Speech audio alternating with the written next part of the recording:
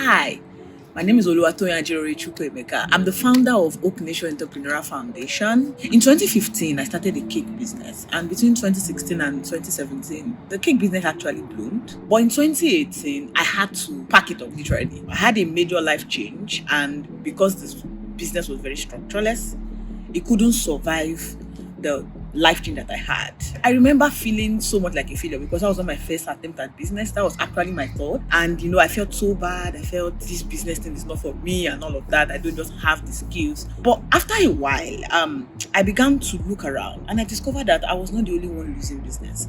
I saw that my friends were losing business. And then I started reading up. And then I was surprised to find the research that actually showed that as of 2018, 80% of small businesses in Nigeria actually pack up in the first 5 years. It made sense to me because I had seen a lot of this already. It just made sense like, oh, it's not just me, it's not just my friends, it's a general issue. But I was asking myself a question. If 80% were failing, how are the 20% succeeding in that sense? What are they doing differently? What did they know that the 80% don't know? It was in the bid of this question that I started asking myself, is there a way to connect the 20% to the 80%? Is there a way to get the people whose businesses were at least still surviving, even in the struggling environment? Was there a way to sort of get them to mentor the other people in the 80% category, sort of share the knowledge that they have? That was how One Foundation actually started. I remember in 2018, we started as Grassroots Business Hub. That was the first name we were bearing. That was before we actually officially did our CAC registration. I remember when we started, we actually started with a survey for 40 entrepreneurs then that were scattered across different places in Nigeria. We were asking them certain questions to sort of validate the problem. We didn't just want to start and just assume the problem only from research. We wanted to know from other people, from actual people who were doing businesses. And the survey confirmed that it was a real issue, that people actually needed entrepreneurial development skills that they don't have. And then I remember that we did our first entrepreneurial development session in 2018, May 5, which became our anniversary actually. We invited 12 entrepreneurs, 12 of those 40 for an entrepreneurial development session. We had a speaker and it was so good, and the feedback we got was so great. We began to see that this was actually needed. And we had a lot of feedback of people saying we need to do this again and again. And then with time we started meeting bi-monthly. And then later, after a while, we had to add one more program so that it would be like one program happened this month, the next program happened next month, and things like that. Later, we had to add a digital community to provide like an ongoing resource that people can have again and again, even when they are not in programs. And that was how we evolved. And the foundation that began on the 5th of May 2018, 5 years ago, has impacted over 3,000 young entrepreneurs.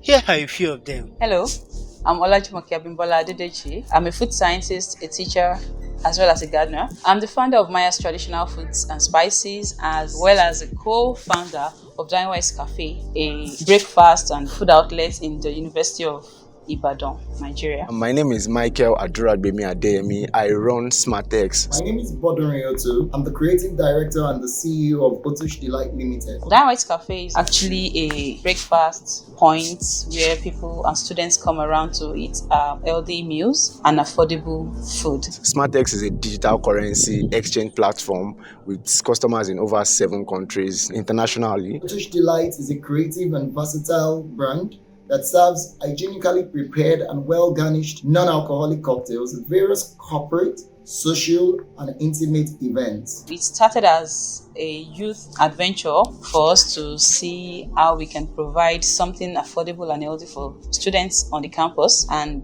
it's already a big dream coming true. We decided to take the food space and not leave the food space for non-professionals, because as a food scientist, I know that food is life, and we cannot treat it as anything less than that. So this is why we've decided to take the food space and provide life to people that come to us to buy food. There is always this belief that we should be passionate about whatever we do.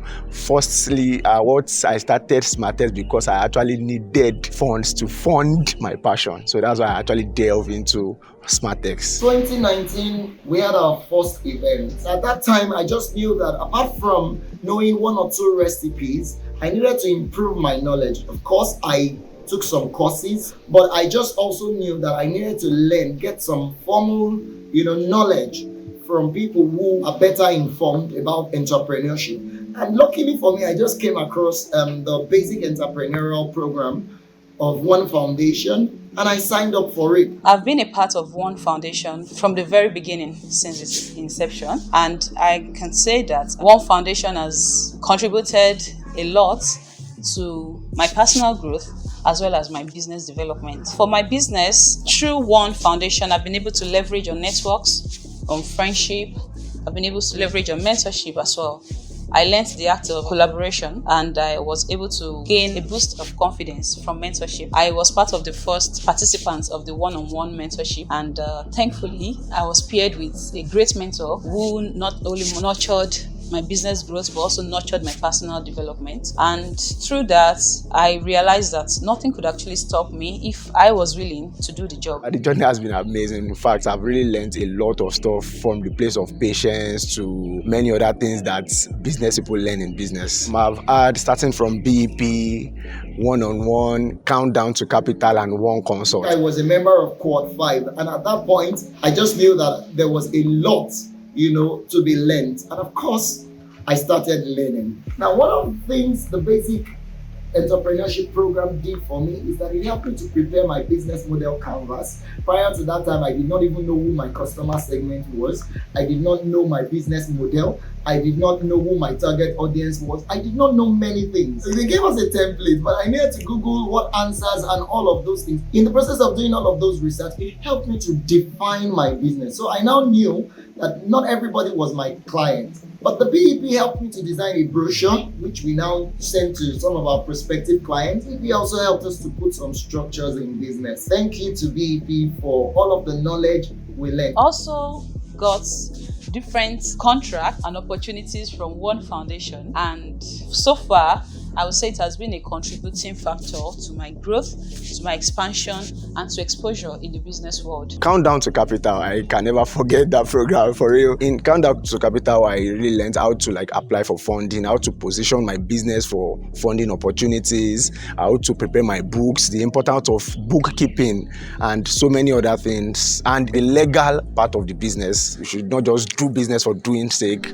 the CSC registration. Before you partner with something, the things you need to put in place in order not to put yourself in trouble. And this was one of the reasons I came back for the Countdown to Capital project, because I knew that I got value. In fact, I don't think we paid for that BEP program. It was just maybe a little commitment fee just so that we can be serious. I learned a lot of things. I learned how to access funds. I learned how to pitch to my business. One Foundation has not only been an organization, it has been a home, it has been a family, it has been a place where you can actually be together as a team, not just for the growth of the organization, but for the growth of everyone involved in the organization. Thank you. I'm Prince David Hadioye, the Executive Director of Oak Nation Entrepreneurial Foundation. What we have found out in our 5 years of work among the entrepreneurs is that in providing entrepreneurial education, mentorship, and associated services that are non-financial services especially, the majority of people that are attracted to this kind of value are youth that are internet users. And in our work, we found out that 58% of these very persons that are attracted to us are business owners, while 42% are interested in entrepreneurial education, mentorship, and a community life, but then they have no businesses. Perhaps they are interested in working for someone, but then bringing the same value to board, which they would have brought to board if they had business at all. Besides that, we found out that their startup capital, many of these business owners, their startup capital is within the range of 5,000 and 70,000 for the businesses they choose to do. That's for those who have businesses. While their annual return, from what we have found out among them, the annual return is about 300,000 naira. That's the average. It could be less, it could be more. The majority of those who come to us are mainly interested in fashion industry, followed by food and agriculture, then services in general. Next to that is technology, and then later on we have those who are for real estate. Coming to the age of the businesses that we have to deal with. The majority of them are those who are less than 5 years. The size of our businesses that are with us in our community include the ones we call nano. That's one person as an employee and then the owner. Then the ones that are micro, we have those ones that have 1 to 4 employees, and those are the ones that are in the majority. Then we have small businesses that have employees of about 5 to 10. Those are the businesses we have in our community. The challenges we've found also that there are 2 of them mainly. One, about the businesses, the youth-led businesses. By statistics, the youth-owned businesses are the majority in Nigeria. Majority of them do not have corporate governance in place. It's a problem that we have to tackle. Number 2 challenge is a challenge that have to do with the stakeholders that are working with these youths in the entrepreneurial ecosystem.